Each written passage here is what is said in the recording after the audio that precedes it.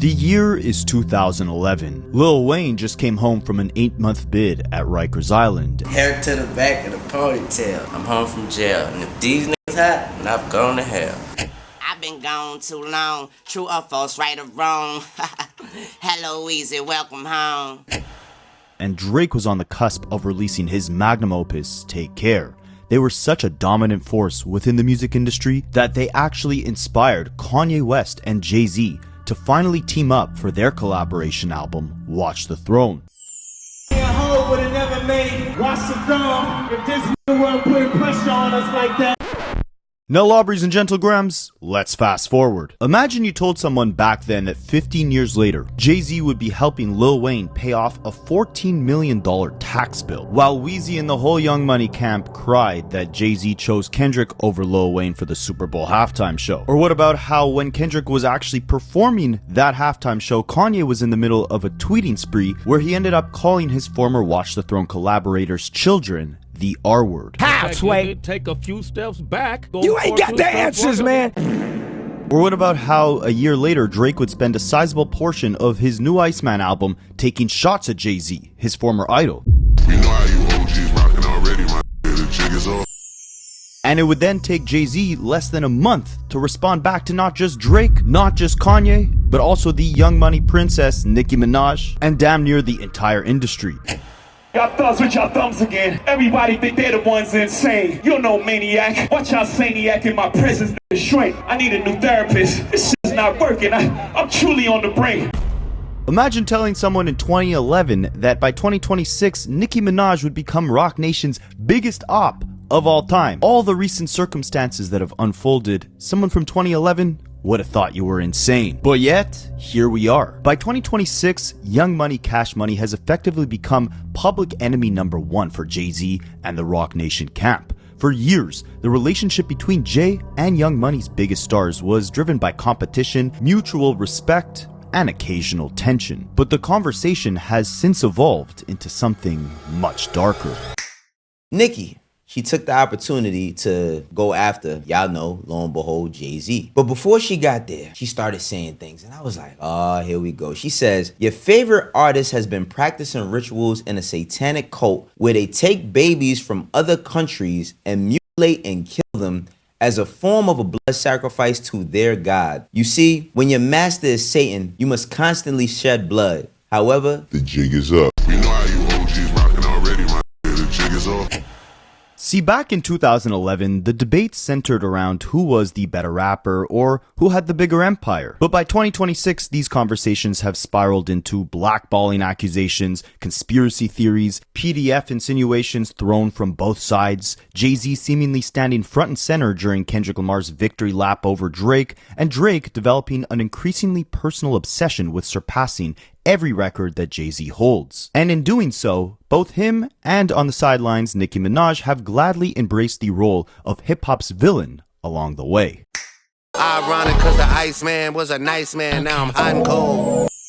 But to understand how the nice man turned into the Iceman and how this Cold War between Jay-Z and Drake had started, you gotta understand the root cause of not only their beef, but several of Cash Money Records' biggest conflicts. It all started with one man, El Hombre Parajo, the Big Birdman. Drop a comment for my Duolingo Spanish. Now, it might sound strange, but Birdman's business practices created a chain reaction that stretched across decades of rap history. His failure to properly compensate Pharrell for a beat back in 2002 helped set off the tension that eventually led to Pusha T and Drake's legendary battle, a feud that reached its boiling point when, ironically, Pusha T exposed Drake's hidden child over a Jay-Z instrumental.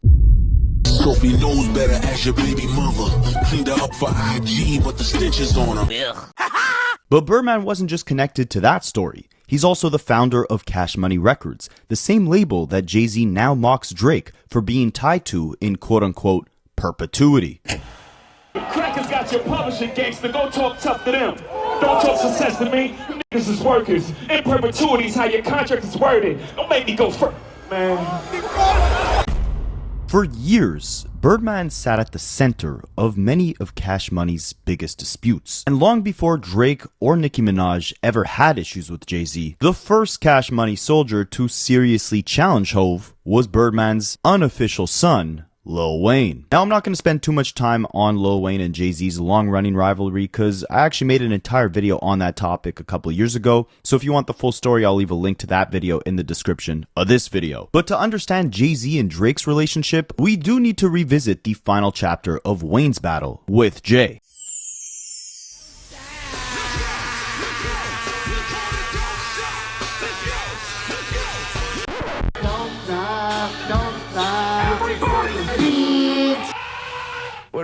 So the funniest part of this whole story is as much disdain as Wayne, Drake, and Nicki may have had for Jay over the years, all of them can't deny one thing, that Jay-Z was all of those rappers' favorite rapper. Now, you've also said that Jay-Z, Foxy Brown, and Lil Wayne were some of your biggest influences when you were coming up. What did each of them have that you wanted to emulate? Jay-Z, business savvy. Now, way back in the day, a young Lil Wayne loved Jay-Z so much that when his first contract with Cash Money Records expired, he was actually publicly saying that he was now part of Jay-Z's label, Rockefeller Records. Lil Wayne also made a surprising announcement stating the fact he had just signed with Def Jam. Cash Money lady in that thing. I did that as long as I could do it. I'm a Def Jam artist now, man. Next time you see me, I'm gonna be with the boy Jay-Z, you understand? Now, as we know, this never came to fruition, and according to Jay-Z, it's actually because right before Lil Wayne was about to become a rock boy, Jay had told Birdman that he was about to take Lil Wayne from him. Shortly after, according to Jay, Rockefeller's offices would receive a torturous interference letter from Cash Money in an attempt to stop Lil Wayne from switching labels. I had a meeting with Wayne. I felt it was only right to call him. I called him out of respect, like, yo, I was talking to Wayne, just letting you know, boom, boom, boom. After that, I think we received a letter at our office for like torturous interference, and it just all went from there. But, you know, I would rather lose that situation and do the right thing than the opposite, you know, because I think I could have signed him. I could have signed him and then told him after, but, you know, I did the right thing, and I'm cool with that. Now, why I bring this up, even though I told you guys I wouldn't go too into the woods about the whole Lil Wayne and Jay-Z issue, is because years later in 2015, when Lil Wayne would end up suing Cash Money Records, there was actually something very interesting in those legal filings. You can see here that it says that around 2005 was when Lil Wayne and Cash Money had faced several disputes. This is again around the same time that Lil Wayne was saying he was now signed to Jay-Z's label, and that would have likely resulted in Wayne taking not just his own recordings, but also his Young Money record label to another imprint, and in this case, he was eyeing Jay-Z's label. But instead, Cash Money ended up settling with Lil Wayne, extended his deal, and changed the Young Money terms, which basically kept Lil Wayne in-house at Cash Money and laid the groundwork for Young Money Records becoming a real force. I got a new label, Young Money Entertainment. It was Brian Baby Williams, which is my father, and Slim, my other father. That was their idea. They called me to the room one day in Miami and was like, because I had an idea to do clothing. So they was like, nah, hold the clothing, we're going to do some music stuff, man. Get you some rappers. So all that talk about Lil Wayne becoming a rock boy, that meant that any Young Money artist who was signed under Wayne would also have been signed under Jay. But in the end, Wayne decided to not just build his own career, but also build the careers of his Young Money artists at Cash Money. And what that meant was Cash Money Records and its founder Birdman would actually collect 51% of the profits of all Young Money's music. So when you see all these rappers dissing Drake talking about you're signed to one guy who's signed to another guy who's signed to three guys, what they're basically saying is you're signed to Lil Wayne under Young Money. Young Money is an imprint under Birdman and Cash Money. So you're signed to one guy who's signed to another guy who's signed to three guys, because Cash Money is an imprint under Republic Records, which is a record label under Universal Music Group. It's very important context because Birdman was probably looking at it like Lil Wayne's a rising superstar and he's about to have, you know, his own artists under him. I need my hands in that pot. Jay-Z can't be the one to take all this talent away from me. This is when you started having Wayne switch his tune up a bit. He used to rap, I'm the best rapper alive since the best rapper retired, since Jay-Z temporarily retired. But Wayne himself would retire that saying after re-signing with Cash Money, and he just claimed he was the best rapper alive. This caused a little bit of a subliminal war between Jay and Wayne. Again, you can check out my full video for the breakdown on that. I know one year you said the best rapper alive since the best rapper retired. Was that your way of paying homage to Jay? Or did you always feel like you was the best rapper even before he retired? No, that was me paying homage. Anyone, all my friends, anyone, Baby, Slim, everybody could tell you. Wayne, Jay. That's all they, you know what I mean? Stun ain't want to hear that shit. Eventually, Jay would actually embrace Wayne as the next up. On his 2009 Blueprint 3 album, Jay acknowledged that Wayne was at the pinnacle of his career, and if he kept it up, Jay would pass the torch to It was around this time that Wayne had actually just signed his newest and best protege, Drake, to Young Money Records. And Drake was actually featured on that Blueprint 3 track list. Him and Jay had their first collaboration on the song Off That. What I find ironic is the first single off the Blueprint 3 is called Death of Autotune, where Jay-Z was trying to kill the autotune trend that was plaguing the industry at the time, but then he features Drake on this track list and Drake is just singing a hook that was drenched in autotune. A lot of irony there. But the same way that Jay had a lot of praise for Wayne at this time, he also saw a lot of potential in a young La Brianna. Drake had just put out the mixtape that broke him onto the scene, So Far Gone. Jay-Z loved it, and he said if Drake kept going, he'd become a star. I know that you're a fan, I know you've worked with him, and he speaks really highly of you, so he is already at that point where he could blow up into craziness. So what do you wish that somebody would have told you at that point? He just needs to focus. I mean, he's proved that he's very talented, you know, with that mixtape, which was phenomenal. He proved that he's very talented, so he just has to maintain that focus because right now all the eyes are on him and not lose that. I think he's going to be fine. Now, it was on that mixtape that Jay had high praise for that Drake would also sing his praises to Jay. On the song Fear, Drake rapped, "I never cried when Tupac died, but I probably will when Hove does. And if my tears hold value, then I would drop one for every single thing he showed us, and I'll be standing in a puddle." What's funny is years later, in his Iceman live stream, there would be a scene where Drake actually stands in a cemetery overlooking a tombstone, and he would shed one single tear. Remember, back in 2009, he was talking about he would shed one tear for everything that Jay-Z taught him. Now in 2026, he's basically implying that Jay-Z maybe taught him one thing, if even that. But Drake wasn't always so bold. On that same So Far Gone mixtape, on the song Say What's Real, Drake had reflected on his adjustment to fame, rapping, "I'm transitioning from just fitting in to now standing out. I'm watching Jay-Z's show and I'm embarrassed to pull my camera out," implying he was uncomfortable with even recording while his GOAT was on stage. Now remember, as Drake is blowing up here, Wayne's on top of the world, Birdman's the boss, getting 51% of all those massive profits. Profits that would have slipped away from the palms of his fingers if Wayne really did end up signing to Jay back in 2005. And why I said Birdman was the foundation of this rivalry, this Cold War, is because no matter how high of praises Wayne and Drake would sing towards Jay, Birdman always came with a little bit of a different tune. See, thanks to the success of Jay's album Blueprint 3, he was awarded by MTV as the hottest MC of 2009. But with both Wayne and Drake having massive runs in that year, there was no doubt that the Cash Money family had some bold reactions to Jay-Z taking that #1 position. But pay attention to the difference in their answers. I'm sure you guys have seen Lil Wayne's reaction to Jay-Z just slightly nudging him for that top spot. TV hip hop list #2. Do you think that was a typo? Who was #1? Jay-Z. No, that's cool. It's okay. That's Drake okay. #3. That's okay. I thought Drake was gonna be #1. M's not even on the list. Eminem? Who else was on the list? Gooch. Gucci who? Gucci Mane? Was on the list and Eminem went on the list? Shout out my nigga Gucci. Shout out my nigga Gucci. Gucci who? Gucci Mane? Nah, I think that takes the cake right above the "Don't Stop" meme for the best Lil Wayne clip on the internet. But yeah, so he's pretty cool with Jay being #1, right? Well, look how his boss, Birdman, reacted to Jay-Z taking that #1 slot. I don't think he the #1 MC. Wayne the best, he do the most, and he make the most money. How can you say you're the best if you don't make the most money, and you don't do the most? Lyrically, come on, man, be for real, man. Can't nobody for Wayne. Us. And to me, if you #1 and you ain't getting no money, don't mean nothing. You hear me? So, but if you #1 and you making money, to me, who making the most money? That's #1 to me.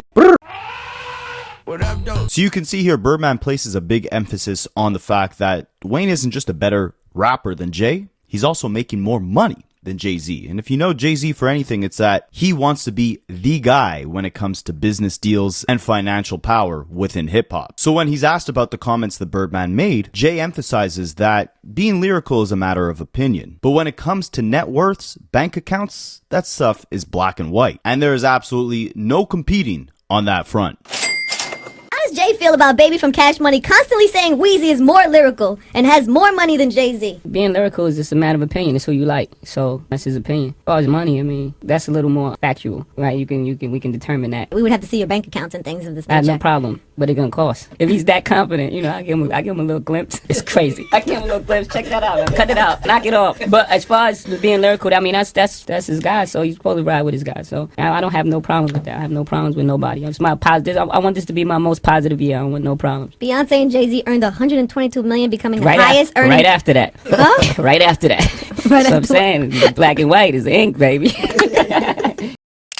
Now pay attention here. Jay-Z said a couple important things. Number one, this took place in the year 2010, and Jay said he wanted that to be his most positive year with no problems within the industry. But right as Angela Yee asked him what he thought of Birdman saying Wayne is richer than him, she also lists off the fact that Jay and Beyonce made over $100 million that year. And Jay says, exactly, right? Income is black and white. You might be able to compete on the rapping side of things, but when it comes to money, me and my wife, emphasis on my wife, we're crapping on the whole Cash Money collective. Spicy. Yeah, just remember that in the back of your mind. But simultaneously, again, this was a year of positivity for Jay. He was embracing the next generation. When he was asked in a Rolling Stones interview in the summer of 2010 what inspired him to create the Blueprint 3, he actually listed Lil Wayne as one of the major inspirations.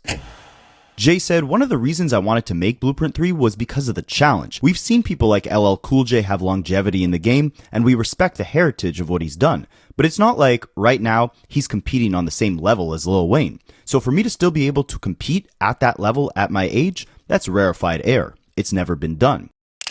This might have been a slight dig at the fact that, again, he had just edged Wayne out in the 2009 list for hottest MCs. He was number 1 and Wayne was number 2, and Drake was number 3. But with Drake slowly encroaching on that top spot, and Jay-Z being in his positive era, he decided to take Drake under his wing as well. On Drake's debut album, Thank Me Later, in June of 2010, Jay-Z gave Drake one of his best guest verses of the 2010s decade on the song Light Up, where he warned Drake about the evils within the industry and how Drake would be faced with plenty of challenges from various rappers as he ascended his way to the top of the game.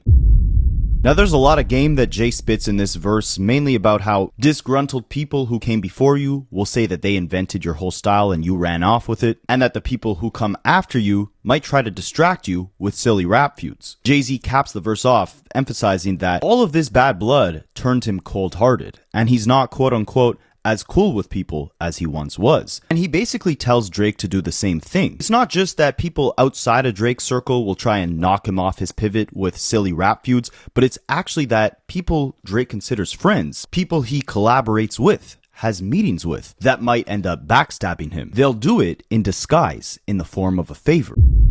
And this would foreshadow everything. Jay-Z here was basically predicting the fate of a lot of relationships Drake had with former collaborators. Think of all the times Rick Ross and him sat down to do music together, all for Rick Ross to jump on that whole 20v1 in 2024. I'm not saying Ross didn't have reason to, but what Jay is saying is the biggest snakes might be the people closest to you. And the irony is that on this very same album, Drake would almost kind of flip all that advice that Jay gave him by throwing it right back in Jay's face.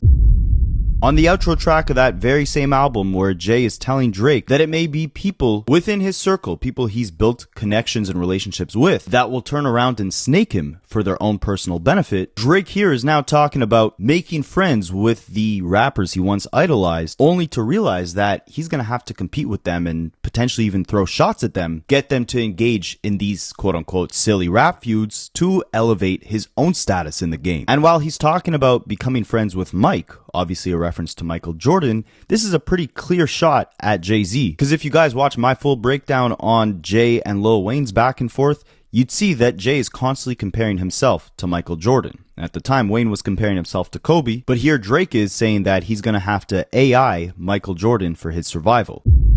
AI, aka Allen Iverson, grew up admiring Michael Jordan, but when it came time to play against him, he had to score on him. And from this point on, it was clear that this was the route Drake wanted to take. And his confidence that he'd overtake all the people he looked up to coming into the game would only become more apparent as the years progressed. But in the meantime, in 2010, there was still a sense of humility within Drake, and he even admitted that Jay-Z had washed him on that Light Up collaboration that they did. Joint with you and Jay-Z on the album, right? I know you and Jay are cool, but it still has to be a little competitive because I know you trying to eat him up, he trying to eat you up. Yeah. On Light Up, I lost my footing a bit. Jay came and killed me on that. Jay killed me. That's what I think anyway. Jay killed me on that. The conversations me and Jay have, he's so intrigued by where my life is at because it's almost like he's seeing it happen again for somebody else. So he was like, I'm just going to tell you all I've learned, you know, and it was like a beautiful moment. I've really never heard Jay get that personal in a long time. Alright, so here's where things get really interesting, you guys. Ever since Drake signed to Young Money, Cash Money, obviously him and Lil Wayne collaborated a lot. And as we approach the end of 2010, Lil Wayne is about to be released from Rikers Island. Birdman sits down for an interview with Vibe, where he's asked about the ongoing rumors that when Wayne gets out of jail, him and Drake are gonna head in the booth and do a collab album. Birdman said it's very possible that we get a Drake and Wayne collab tape because Wayne works a lot and Drake is out there with us too. They're going to do a lot of recording together when Wayne gets out, so I don't see why not. So this interview took place in November of 2010. Keep in mind, by this point in time, there was already rumors that Drake and Wayne were about to do a collab tape. But it was also in November 2010, right when Kanye was about to release My Beautiful Dark Twisted Fantasy, which included, of course, a lot of collabs with Jay-Z, where both him and Jay announced that they would be doing a collab tape together as well. Jay did an interview at this time and said he's quote-unquote very excited about his recent collaboration with his brother, Kanye West. Jay had revealed in this interview that him and Kanye didn't plan to initially release a full album, but they had got together and recorded about 7 songs in 3 days. So then they figured, why not do a whole tape? At this point in time, in November of 2010, they were planning to fly to Australia to finish the album, and they had already spent some time together in the south of France recording the month prior. I'm assuming that's around the time when they recorded the song People in Paris. I mean, they were in the south of France, for crying out loud. Why do you think the song Niggas in Paris is called Niggas in Paris? Because niggas was in Paris. Alright, so interesting, right? These 4 rappers who are at the top of the game all announced, right at the same time pretty much, that they plan on releasing full collab projects together. Well, Jay-Z and Kanye West, they're the first ones at bat. The Watch the Throne gears get set into full motion by the start of 2011 when they released the first single to the album, Ham, in January. And remember how I said that you guys should remember the fact that when Jay-Z was asked about, does Lil Wayne have more money than him? Is he a better rapper? What he says is bank accounts are black and white, and him and Beyonce made $100 million that year, so you can't even talk money with him or with his wife. Well, he reiterated that message straight into the bars of the first single of this collab tape. And of course, they got a head start from Drake and Wayne, who were also planning a collab tape. On the song, Jay-Z rapped, "These rappers rap about the stuff that I do really." I'm like, really? $500 million, my guy? Really? You got baby money. Keep it real with these guys. These guys don't have my ladies' money. Clear as day, this is a reference to both Birdman and Lil Wayne. Birdman's nickname is Baby, and Jay-Z here is saying, your whole camp, you have infant money compared to what me and my wife got. Lil Wayne would remain humble when he's asked about it, admitting that he cannot compete on a financial level to Jay-Z, but he would also share an interesting tidbit of information in that he was in the studio with Kanye West before they released the track, and Kanye had actually played him the full song. So he heard these shots in the studio with Ye before they released. Keep it real with ziggin', man. Got my lady money. Ye played it for me, personally played it for me. I went to a session with him the other night. Did you ask him about the Jay-Z line? I wouldn't ask him about a Jay-Z line because he's not Jay-Z. Is that something you would react to as an MC? Actually, the subject that he's talking about in that line, I can't box with the guards with that. You know what I mean? And I'll be the first one to tell you that. Now, what's funny is another Young Money member, Jay Mills, claims that he was in this studio session and he watched Wayne kick everyone out of the studio when Wayne had heard those bars, and Wayne immediately penned up a response of his own. He then played his response for everyone in the studio, and it was only Jay Mills who told him to be bold enough to actually release it and fire back at Jay. What up, though? I remember we was in the studio and Ye came to play Ham. First time Wayne heard Ham, right? He didn't feel that shit. You got baby money, that ain't my lady. Something my lady money, that's baby money. I remember Wayne walked out the room. And I remember like 2 days later, he did a song, Kidnap Your Bitch, See How Much You Love Your Lady Money. I remember he was like, yo, y'all think that's too much? And everybody was like, nah, I think you should take that bar out, man. I don't think you should really say that. I was like, do you feel like he was talking about you? Do you feel like it was a shot? You bugging. I'm like, nah, seriously, do you feel it was a shot? Because if you didn't feel it was a shot, you wouldn't have thought of the bar you thought of. So you asking us for validation to go say what you feel now? You know what? You right. He went in there, turn me up, lighter. Everybody looking at me. Why would you tell him to do that? And I'm like, why not? Pay attention, that'll play an important role in the story very shortly. But in the meantime, while Wayne was pretty humble about these shots that Jay sent in public interviews, Birdman and Drake most definitely were not. First, Drake is asked about the collab album that he was supposed to release with Lil Wayne. He says it'll likely come out, but makes a joke that these two other massive rappers had announced a collab tape and insinuates that they may have stole the idea from Drake and Wayne themselves. Still got to do that album. Yes, you still got to do that Some album. other guys are coming out with an album too. There's two other guys that are coming out together. Two other rappers that are coming out with an album together. I don't know where they got that idea. Surprisingly, this would come out to be true. Kanye West would make a guest appearance at Drake's 2013 OVO Fest, and on stage he admitted that him and Jay-Z would have never made Watch the Throne if rappers like Drake weren't putting pressure on them. Would have never made Watch the Throne if this weren't putting pressure on us like that.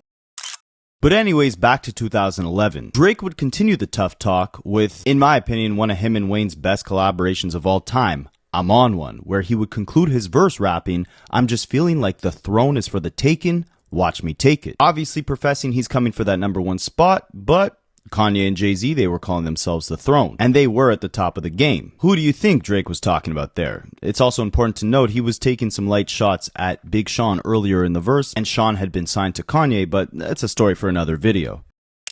Drake would quickly clear up the rumors, letting the world know he was not taking shots at Jay on that track, but notice he didn't mention Kanye here. He just called everyone crazy for thinking that he would ever diss Jay-Z. But he most definitely would. Because remember how Jay Mills said that when Wayne heard that Ham verse, Jay-Z taking shots at him, he immediately fired back with some bars of his own? Yeah, well, just a couple weeks after Kanye and Jay ended up releasing Watch the Throne, Lil Wayne released his album, The Carter 4. He absolutely mogged them on the sales side of things, selling almost 1 million in the first week, while Jay and Kanye together only sold about 400K in the first week with Watch the Throne. But on Wayne's Carter 4 album, we'd finally get that response. He flipped Jay-Z's Baby Money line, rapping, "You're talking about baby money, I got your baby money, kidnap your wife, get that how much you love your lady money."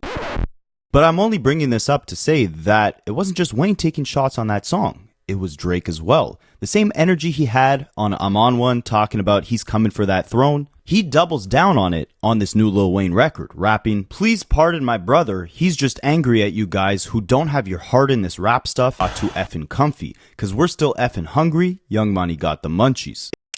It's funny because Drake's verse comes before Wayne's in this song, but he's almost apologizing for the shots that Wayne is about to take, saying, you know, sorry for my brother, you guys, but he's just angry at you guys who don't have your heart in this stuff. You don't have the hunger to be the best anymore. You got too comfy. Obviously a shot at Jay, who Wayne later fired on that same track. Drake here is trying to use the excuse that Jay and Kanye maybe just weren't hungry enough, so Wayne had to come fire back on them. But as not hungry as Drake was claiming Jay and Kanye were on Watch the Throne, the music on that album was so good that it left Drake physically sick. 3 years later, in a 2014 interview with Rolling Stone, Drake had said when he hears a song that he wishes he'd made, he gets physically sick. He says it doesn't happen often, but it happened in 2011 when he heard Jay and Kanye's song People in Paris from Watch the Throne. Drake was like, how did I not think of that? Ball so hard? That stuff's crazy. It was real rap, but it felt melodic. All the cadences felt so good. That song directly inspired one of Drake's next big singles, Started From the Bottom, because it challenged him to come up with a rapped hook that was just as catchy as one that was sung. Oh yeah, and Birdman also claimed he wasn't a fan of Watch the Throne when it first came out as well. He kind of reiterated Drake's sentiments that, you know, they didn't sound hungry, they sounded too old, saying, It's older versus younger, Playboi. I listened to a few songs off Watch the Throne and it feels like an older feel to me. I think with Drake and Wayne, they're young cats. You got 23-year-olds, 28-year-olds. Yo, shout out to all the 12-year-olds in the building. What's up?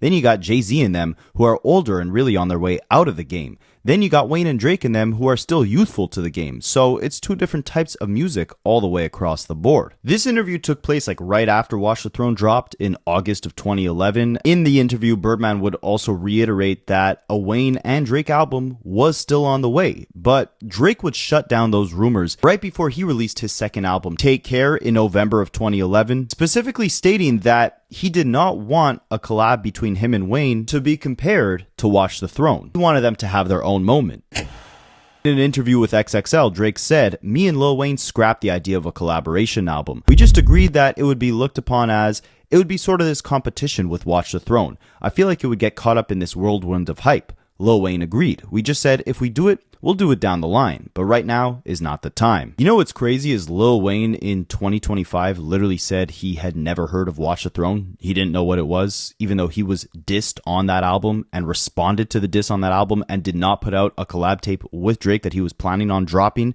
because of that album. But 14 years later, he said he never heard of it. It's kind of scary to see.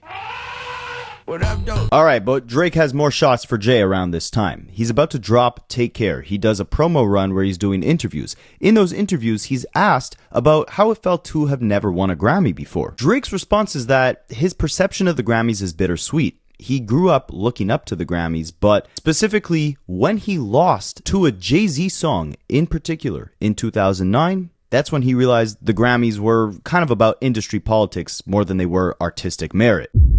He said, "I've always been fascinated with the Grammys, so I don't mean this as disrespect, but I kind of just gave up on the Grammys. It'll be a dream if I get one, but the Grammys never really break their mold." And he names a couple examples, the first one being that Justin Bieber did not win Best New Artist in 2010. Drake implies that he kind of looked at the Grammys sideways because Bieber deserved that award. But ironically, he specifically focuses on the Jay-Z loss that he took as the moment he realized the Grammys were full of crap. He said, "The one that really got to me was when my song Best I Ever Had lost to Jay-Z's song Death of Autotune in 2009. That one to me was like, really? Not to say that Jay-Z isn't the most incredible rapper and that Death of Autotune wasn't a good song. I just felt like they had an option to give me a Grammy for a mixtape and they just didn't do it because it goes against the grain of everything that's traditional." Do you see here, a lot of this foreshadows what we see in 2026, Drake being signed to one guy, signed to another guy, signed to this huge machine, always pretends like, you know, he's against the industry politics and against the traditional tactics of the music business, only when it doesn't work in his favor. That's why you get bars like Kendrick just opened his mouth, someone go hand him a Grammy right now. 15 years before, he's complaining about Jay-Z winning too many Grammys. But the machine would start working in Drake's favor. Take Care, his second album, was a massive success, and Jay-Z would even personally congratulate him. On Drake's old blog, he would post this letter that he got personally from Jay-Z that read, "Monster numbers comes in. Proud of your journey. Peace. Hove." But ironically, back to the Grammys being a focal point of Drake and Jay's contention, Young Money would host a Grammy party right before the 2012 awards, and Lil Wayne, with Drake standing right next to him, would kick a freestyle where he is blatantly dissing both Jay-Z and Kanye West. I met a bad red bomb. I took the home. I asked her what she want to watch. She said, surely not the throne.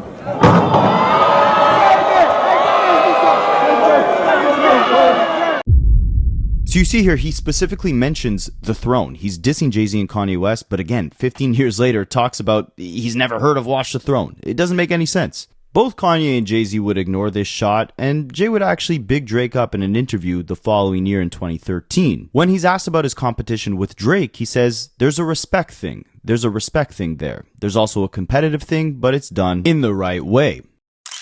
He also called Drake Kobe Bryant of the rap game in this interview. So at this point in time, there was obviously a mutual respect. Now, at this point in time, they were both also working on their own next respective albums. Jay with Magna Carta, Drake with Nothing Was the Same. Drake came by for a studio session, and he actually claims that the verses that would end up on his Nothing Was the Same album for the song Pound Cake from Jay were initially for a different record that was meant to be on Jay's own Magna Carta album. Drake says he worked up the nerve to ask Jay for the acapellas, switched the beat up completely, and put it on his own album. Were you and Jay in the studio together? No, I actually Boo. in a rare. Well, no, we were, but Jay did his verses first, and originally that his verses were on a different beat, and I worked up the nerve to ask him not only for the song that I had heard, but I actually worked up the nerve to ask him for the acapella because I wasn't crazy about the beat. Funny because Drake released like behind the scenes footage of him actually creating this project, and when it came to that record, Drake was like very focused on making sure he sounded like a quote unquote man when it came time to rapping next to Jay-Z. I guess he doesn't usually sound like a man on his records. I listen to that verse and I'm used to it. I like that tone, you know. I sound like a man on there next to Hov, you know. I don't sound like, so I don't want to get like excited. I just might be able to, I don't know. We'll listen to it one time. One more time. After hours at El Molino, a Soto, just talking women and vino. The contract, like not one more time. But Drake would have some really strong words for Jay at this point in time. He said that Jay-Z was the rapper he was closest to in the entire game, I guess over Lil Wayne, his own mentor. He said that Jay-Z was the best mentor he had in hip-hop, and that as Drake himself continued to progress, Jay-Z had more advice to give him, and that would help their relationship grow. You have like built a nice relationship with him. Yeah, I think like one of the strongest, I think, if not the strongest. Of all the other rappers? Yeah, definitely. Wow. He's just like an incredible mentor to me and gives me great guidance and is very, very supportive. And, Is that a new relationship, or were you guys always cool? No, it's always been like that. The more I think the more I make him proud, that's I so think, cute. yeah, like, the more I show him prove, like that, the like, that's where the relationship grows. The more he has to say to me, and I've been consistent enough to sort of deserve or warrant advice from him. Right. And he gives it to me, and he's just. I saw him last night. He's the best, man, for real. He's just a solid dude.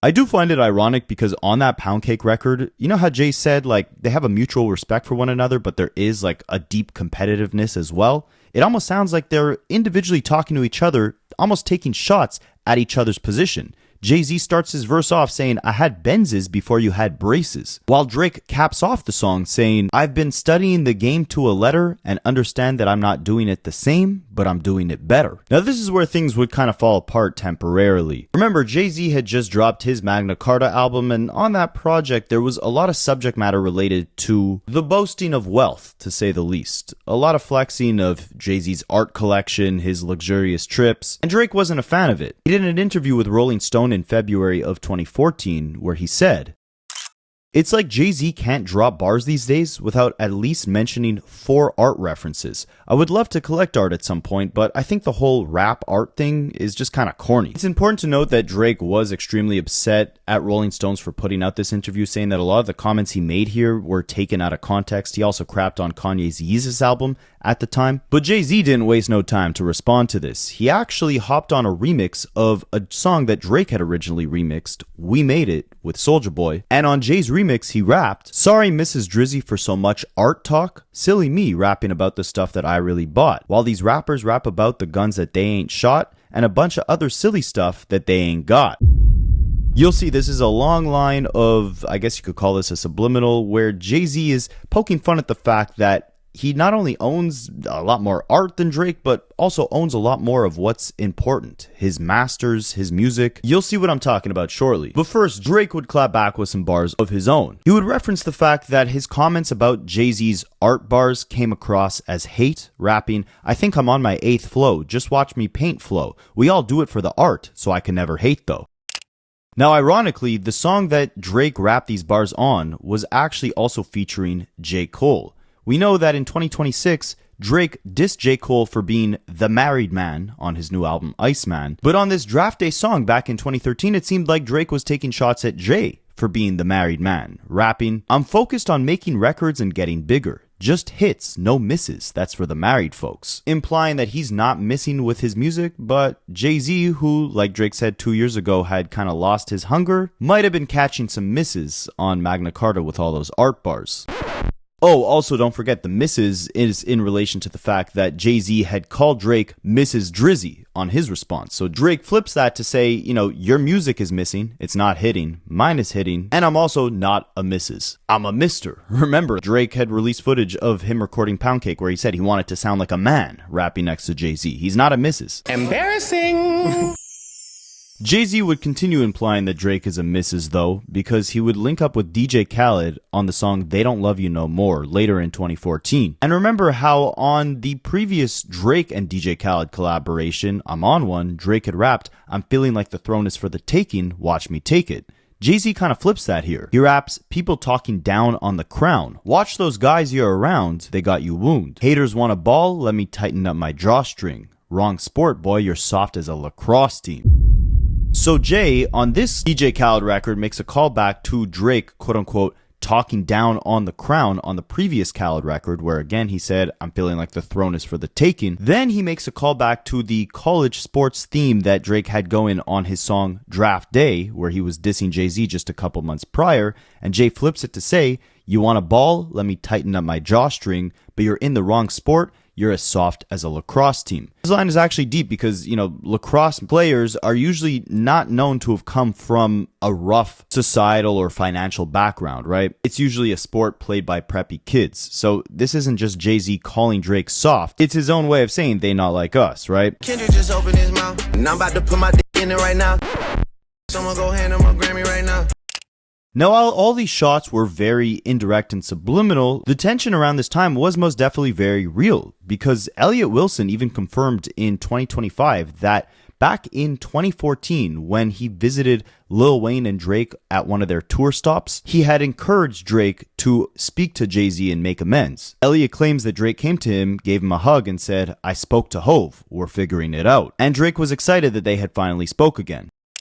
But it wouldn't stay that way for long. A new era was emerging. Streaming was becoming the dominant form of music consumption, and Jay-Z would of course take full advantage of that. But before we get to that, Drake had some interesting business moves of his own. The first thing he would do is test the waters on what it would be like if he didn't release any physicals and just simply dropped a digital mixtape onto iTunes as a surprise and let the buzz of the internet just drive the sales. Apple Music didn't exist yet, but the album was still a great success, and we now know that Quentin Miller could be partially thanked for that. That'll play an important role very shortly. First, there were some interesting bars on the final track off that project, 6 p.m. in New York.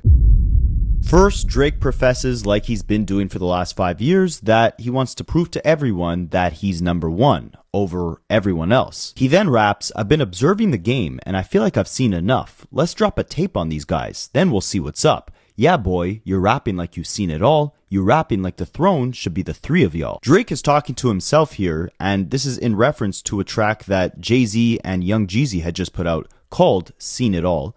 And here Drake is basically bigging himself up, being like, yeah, you know, you've seen all the accomplishments that a major rapper should see. And you're rapping with the confidence as if you're on the level of a Jay-Z and a Kanye West, aka The Throne. The throne isn't just Jay-Z and Kanye at this point. Drake is claiming he shares it with them.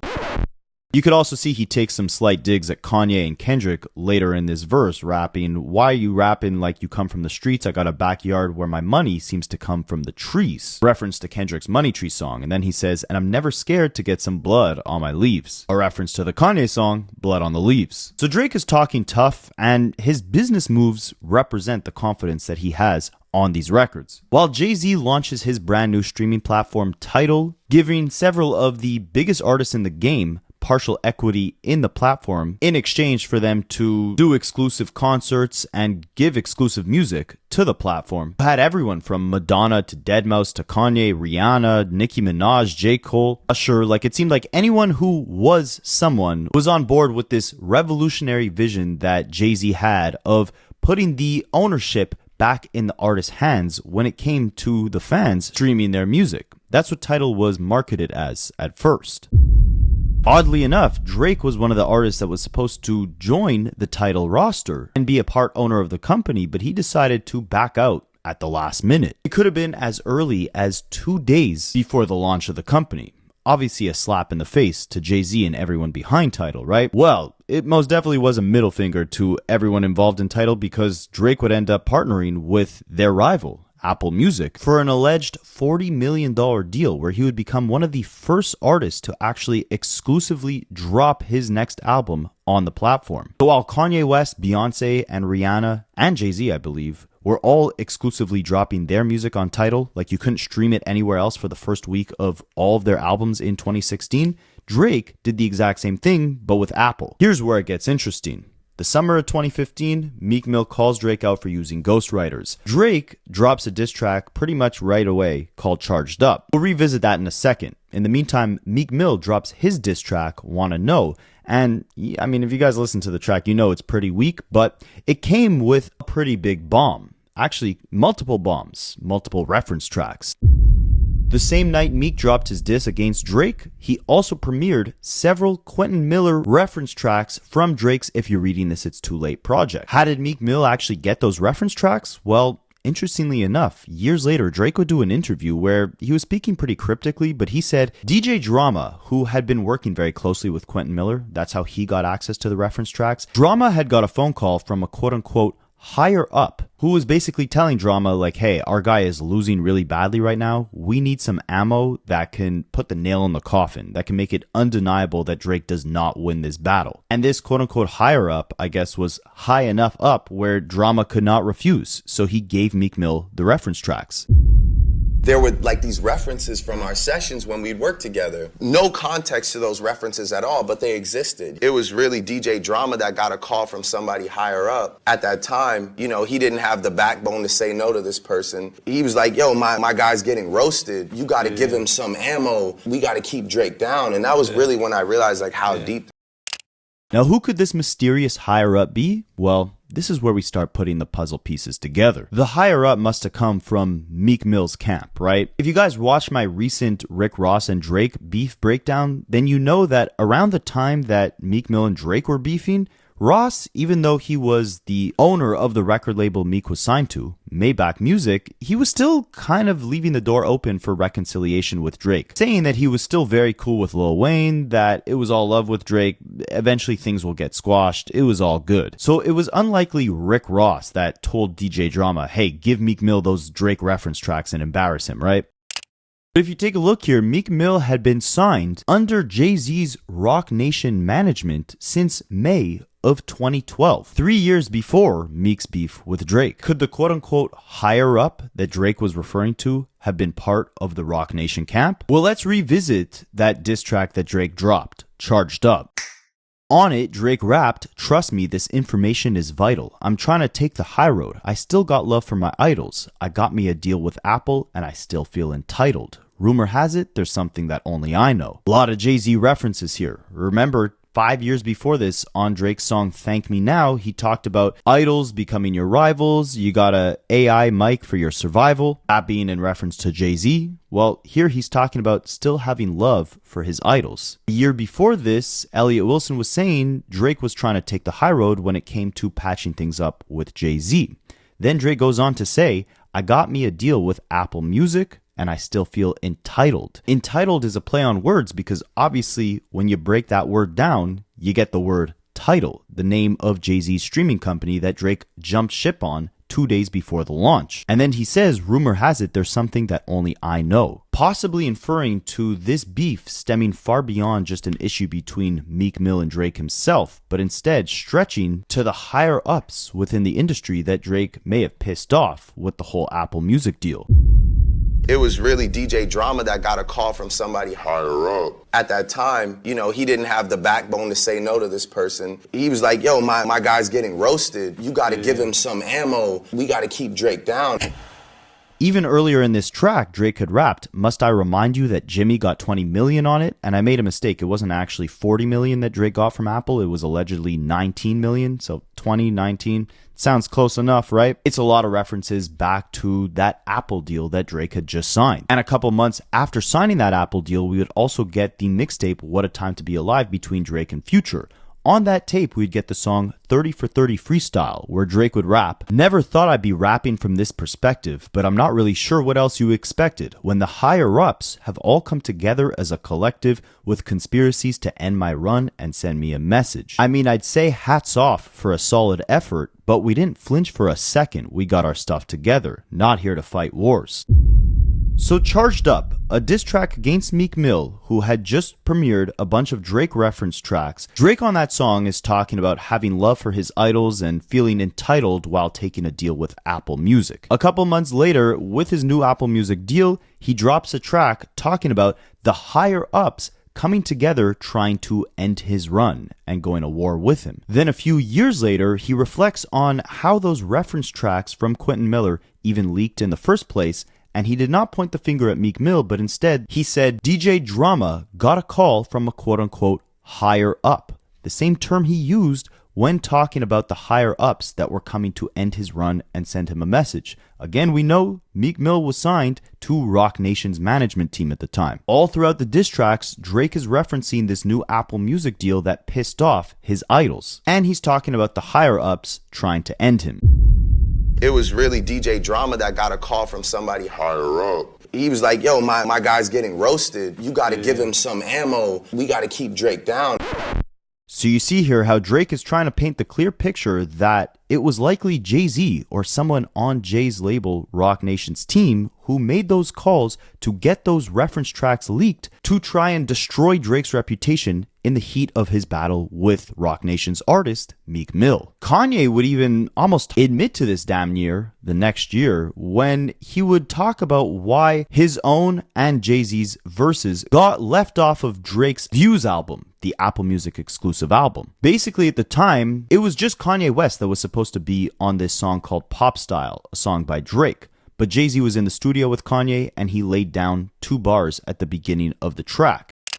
They still out to get me, they don't get it. I cannot be gotten, that's a given. They like Pablo.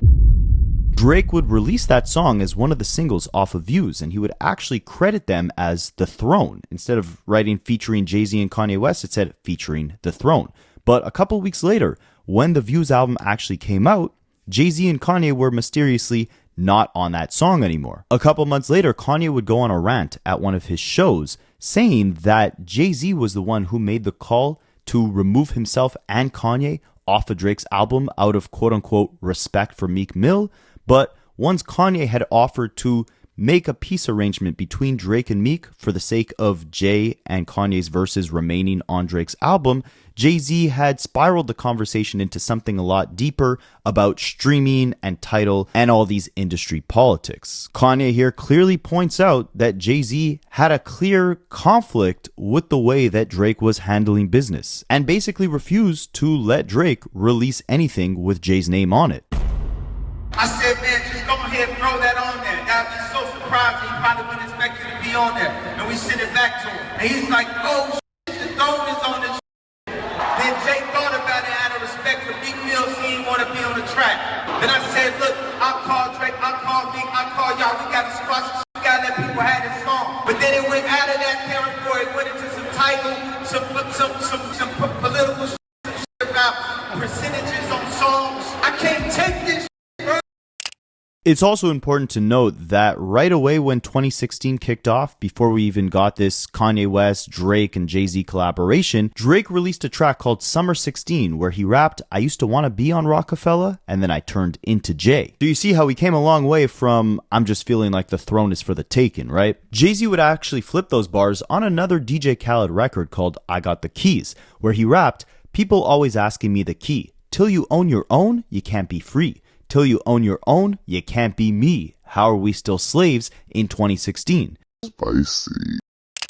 Drake said, I used to want to be on Rockefeller, I turned into Jay. Jay-Z said, nah, Mrs. Drizzy. Until you not only own the masters to your own music, but also the distribution network to where your music is funneled through, you cannot be me. And it seems at this point in the story is where the feud between Drake and Jay-Z evolved from a friendly competition about who's the better rapper, and it was now more so a financial proxy war. Stemming from conflicts of interest related to Tidal and Apple Music, Drake felt like Jay-Z weaponized artists like Meek Mill to sabotage his entire career with those reference tracks, being the quote-unquote higher up that forced DJ Drama's hand in releasing them. He also forced Kanye's hand in removing all their verses off of Drake's album, and he was now taunting Drake for being signed to one guy, signed to another guy, signed to three guys, and for passing up the opportunity to join Jay-Z's streaming platform where he would be a partial owner, collecting the profits of not just Drake's own music, but also all the other artists who get streamed on Tidal. And on that DJ Khaled song, Jay was basically telling Drake, like, until you start making moves like that, you stop working for the machine and you become the machine. Until then, you can't compare to me. Now, Jay-Z would actually double down, dissing Drake on another DJ Khaled song, Shining, in 2017, where he rapped 12 solo albums, all platinum. I know you're not out here talking numbers, right? I know you're not out here talking summers, right? Because remember on Summer 16, Drake was saying that he was now in Jay's position. But here's where Drake subliminally kind of takes the disrespect up a little notch. In the past, whenever he was asked about his competition with Jay-Z, he would always make sure to express how much he admired and looked up to Jay-Z, how he viewed him as a mentor, how he valued his advice, right? Well, on the intro track to his next album in 2017, Drake rapped, I didn't listen to Hove on that old song where he told me to pay it no mind. Ironic cause the Iceman was a nice man, now I'm hot and cold. Remember in 2010, Jay-Z hopped on Drake's track Light Up and told Drake that they're going to come at you with silly rap feuds to distract you in disguise in the form of a favor. That's exactly how it played out with Meek Mill, right? Meek Mill was constantly collaborating with Drake and then ended up turning his back on him literally 2 weeks after they just released their collab track, Rico. Drake in this song is saying he did not take Jay's advice. He engaged in those quote-unquote silly rap feuds. And Drake would show you later in that same year that he was not listening to Jay-Z's advice anymore, because that summer, Jay released his next album, 444. On there was a track called Story of OJ, and on that track was a bar where Jay rapped, "You're on the gram, Instagram, holding money to your ear. There's a disconnect. We don't call that money over here." Because at the time, there was a trend on Instagram where rappers would take a wad of cash and like put it to their ear like a money phone, right? They would take pictures like that to flex their wealth. Jay-Z's like, that's not a real flex of wealth. If you need to be doing that, you don't have real money. We don't call that money over here. Well, even though there were rumors that Drake actually rented out an entire restaurant just so him and his friends can listen to the new Jay-Z album when it first dropped, he would still kind of give a little middle finger to Jay, implying he's not listening to Jay's advice of, stop being financially reckless or, flexing wads of cash on social media. Drake would instead be pictured in a video doing that exact same money pose and saying, "What they say about holding money to your ear? I don't know anything about that."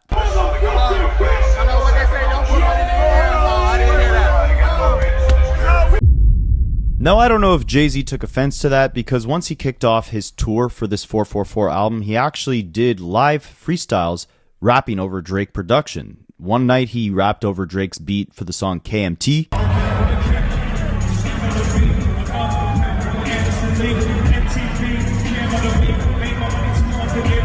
And on the second night, Jay-Z rapped a verse from Jigga What over the Know Yourself beat.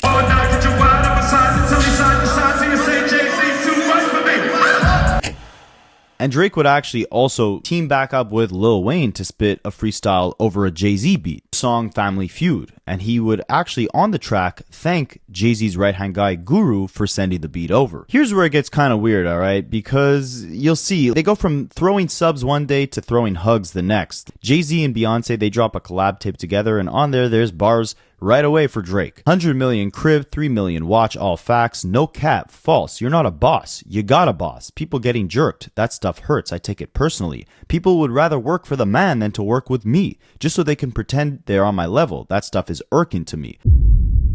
Of course, we know on Summer 16, Drake was saying he turned into Jay-Z. So Jay-Z here is saying Drake is pretending to be on his level. The same way Jay said on that DJ Khaled record, until you own your own stuff, you can't be me. He doubles down on that here, saying that the person he's talking to is not a boss. Instead, he has a boss, aka Lil Wayne, who signed to Birdman, who signed to Republic Records, who signed to Universal. He also calls back to the fact that Drake took an Apple Music deal instead of joining as a part owner of Tidal, rapping, People would rather work for the man than to work with me. But it's like, as he's sending these shots, he's also on tour with Beyonce. Drake comes to one of the stops and actually gets Jay-Z to record a verse within hours after he just finished his show for Drake's upcoming album, Scorpion. Drake even shared behind-the-scenes footage of the process of Jay-Z recording this verse. I'm only laying down for like 2 hours while Hope's doing the show. I don't want him to hit me and be like, hey, what do you think of this? And I'm not there to respond. Like, he's on stage now. 2 hours from now is 4 o'clock. An hour, like he's gonna get off stage, shower, probably have a drink, and then set back up with Guru. To write and record. To write and, yeah. Maybe it all does make sense, because on the intro to Drake's album Scorpion that year, he rapped, taking shots with the GOAT, and talked about shots that we're sending. So maybe this was all for the love of the sport, right? They're sitting there together having a drink, laughing, and reviewing all the different bars that they aimed at each other over the years, all in the name of competition. And the competition would continue spiraling into more collaboration. Jay-Z was linking up with Drake's mentor Lil Wayne on several records. He was linking up with Drake again on records like Love All off of Drake's Certified Lover Boy album. Drake even did a reference track for Beyonce's 2022 album, Renaissance. He wrote the song Heated, and I find it ironic because Drake, a couple years before this, is implying that, you know, the quote-unquote higher up in the industry, aka Jay-Z, was trying to force these Drake reference tracks to leak online so his reputation could be destroyed, but now here he is penning reference tracks for Jay-Z's wife. That same summer, Drake even hosted a Canadian version of the OVO Fest where it was all Canadian acts, and he gave a little speech during the show where he thanked Jay-Z for the inspiration Hove gave him, saying that he remembers the time when Jay-Z pulled up to Toronto for a live show for the first time before Drake was a big rapper, and it was seeing Jay-Z in his city that made him realize he could maybe one day make a name for himself out of Toronto as well. I remember when I was about like 17 years old, I was in a parking lot. I was watching Jay-Z do a show. It was like the first time Jay-Z had ever really like come to the city and shown us love. I'll never forget, we were watching and he was bringing out all his new acts, like I think like Thierry Marie and like all these like different, I don't even know if you guys know who that is. He was bringing out all these different people, and then towards the end of the night, he brought out one of the most important people to the city. He brought out a man named Cardinal Fashad. For me, that was really a moment that unlocked something in my mind. It made me realize that all this is possible, you know? So I want to thank him, both of them, for that moment.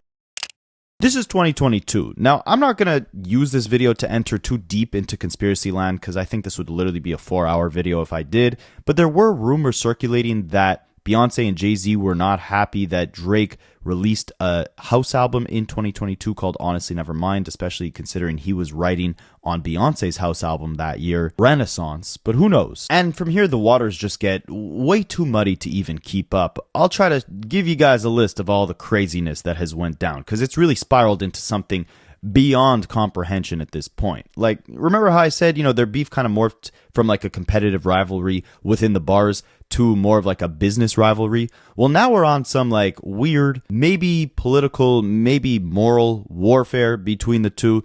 First, you got, you know, Tory Lanez shooting Megan Thee Stallion allegedly and ending up in jail for it. Drake is obviously very loud in his advocacy for the freedom of Tory Lanez more than he is for any other social justice issue. And later that year in 2022, he would diss Megan Thee Stallion on his Her Loss album, rapping, "This girl lied about getting shots, but she's still a stallion." How does that tie into Jay-Z? Well, if you guys have been keeping up with that situation, you know Megan Thee Stallion is a Roc Nation artist. You know that Tory Lanez's dad was outside the courthouse when his son had got sentenced and was cursing out Jay-Z and Roc Nation, basically implying that they were behind the sentencing of his son. We also know that aside from Megan Thee Stallion, DJ Khaled is also a Roc Nation artist, someone who has hosted music that both Jay-Z and Drake have taken shots at each other on. After the beef with Kendrick Lamar, DJ Khaled announces that he's got a new album on the way with 2 new Drake songs. Drake comments under the album announcement saying, "It must be Drake Bell, because it's not me." People believe that that could have something to do with the fact that Drake does not want to supply hits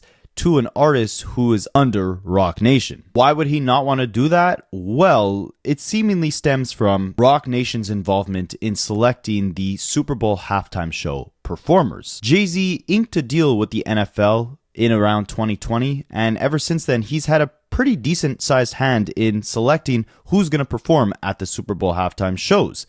And of course, in 2024, after the massive victory lap Kendrick took, the biggest blow that he brought to that victory lap was the fact that he performed Not Like Us on the Super Bowl stage in front of 130 million people, taunting Drake about loving to sue while performing on the biggest stage in America. I want to perform their favorite song, but you know they love to sue. What song? Yeah, that song. Many people believe that Jay-Z had a hand in selecting Kendrick for that role. Jay-Z would almost admit that. But was that some big conspiracy on Jay-Z's end to try and end Drake? I mean, it's interesting when you lay it all out, right? In 2015, Meek Mill exposes Drake for having ghostwriters, and Drake makes a lot of insinuations that Jay-Z was behind the fact that those reference tracks got leaked. In 2024, Kendrick gives Drake the beating of a lifetime, and Jay-Z is right back behind the scenes being that quote-unquote higher up that Drake kept alluding to that would end his run and send him a message. Here the higher up is selecting Kendrick for that Super Bowl halftime slot to perform all of his diss tracks on, again, the biggest stage in America. It's also interesting to note that the Super Bowl halftime show that year was taking place in New Orleans, and for whatever the hell reason, everyone all of a sudden thought that Lil Wayne should have had that slot over Kendrick Lamar. But it's like, where was everyone in 2013 when Beyonce performed at the Super Bowl, when it was also in New Orleans, and when Lil Wayne was actually closer to his prime? Don't get me wrong, based off nostalgia factors only, Lil Wayne is my favorite rapper of all time. But when you look at the facts, guys, it made no sense for Lil Wayne to perform at that halftime show. That was one of the parts that would kick off Nicki Minaj's multi-year-long, potentially, allegedly crack-induced rants on Twitter against Jay-Z, claiming that Jay only selected Kendrick over Wayne because of his disdain towards Drake and Birdman. Those are her words. But I don't think the conspiracy ever really ran that deep, because months before Kendrick was even announced as the performer, Lil Wayne was speaking about how much he'd love the opportunity to perform, but made it seem like at that point he had not been reached out to by anyone to be, even considered to be given the opportunity. So it's like, if Jay-Z was never even thinking of giving it to Lil Wayne, then how could it be such a big conspiracy that he ended up giving it to Kendrick when it wasn't like it was Lil Wayne's spot to begin with? Nevertheless, Lil Wayne said he was robbed, and it wasn't just Nicki Minaj, it was also rappers like Cameron who said that the reason why Kendrick was chosen and Lil Wayne wasn't is because of how Jay-Z feels about Drake behind the scenes. I love Kendrick Lamar. You don't get Lil Wayne in New Orleans for the Super Bowl. There's no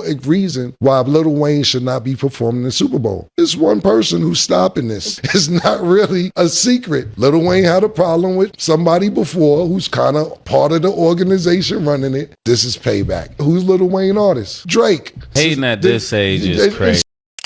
Now, what's funny is, Jay-Z would drop a bombshell when he popped back out in 2026, did an interview, and was asked about the Super Bowl and just all his issues pertaining to Drake. The craziest thing he said of all was that he personally believes that at this point in time, because of the internet and the way society is constructed, rap battles are actually not conducive towards actually pushing the culture forward. Many people believe here that this was Jay kind of coping for Drake. We love the excitement, and I love the sparring and the music you get, but in this day and age, it's so much negative stuff that comes with it, they almost wish it didn't happen. It's almost like it's a final thing. Now, people that like Kendrick hate Drake. Yeah. No matter what he makes, no matter what he says, and it goes far too. It's like attack on his character and his thing, and I don't know if I love that. I don't know if it's helpful to our growth, where the fallout lands, especially on on social media. And now you have these pods of cult, the stan armies. Yeah, and it's like, it's too far. It's like bringing people kids in. Maybe I've grown in a space that is probably, I sound like the old guy wagging the thing. I think we can achieve the same thing as far as like sparring with music, with collaborations more so than breaking the whole thing apart. It could stand it before because there was no social media and there was no thing, and you had the battle, it was fun, and then you moved on. I love the idea that we got so much music in such a short period of time. Everything around it, it's like taking us a couple steps back. I guess I'm gonna say it. I don't know if battling needs to be part of the culture anymore. I hate that I have this point of view. I do, because I know what it sounds like, I know what it feels like. I hate it. Jay-Z is also finally asked, like, hey, buddy, do you have some grand conspiracy to end Drake's run and send him a message like he said 7 years ago in that 30 for 30 freestyle? And Jay-Z says absolutely not. It could just be, maybe, have you ever thought about this? Maybe Kendrick and Drake just did not like each other. Maybe Kendrick just had such an amazing run with the music, never mind just the diss tracks, but also GNX, that he deserved that Super Bowl halftime show slot. Jay-Z emphasizes like that opportunity goes to either people who are the biggest artists in music at the time or people who are highly notarized legacy acts, right? With the run that Kendrick had in 2024, it made all the sense in the world to give it to an artist like him. And at the same time, why would Jay-Z try to destroy Drake when Jay-Z is Jay-Z?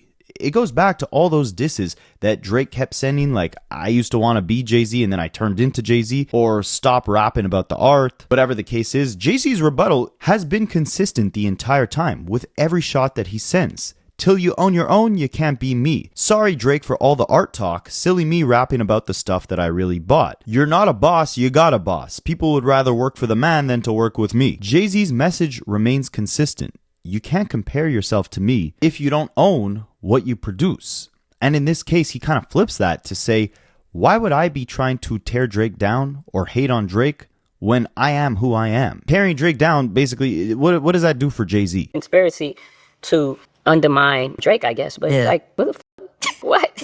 I'm f***ing Jay-Z. All due respect to him. I'm f***ing respectfully. Like, for what? To what end? Yeah. It couldn't be that these guys just don't like each other. Yeah. And I think they haven't liked each other for a long time. Before you had anything to do with it.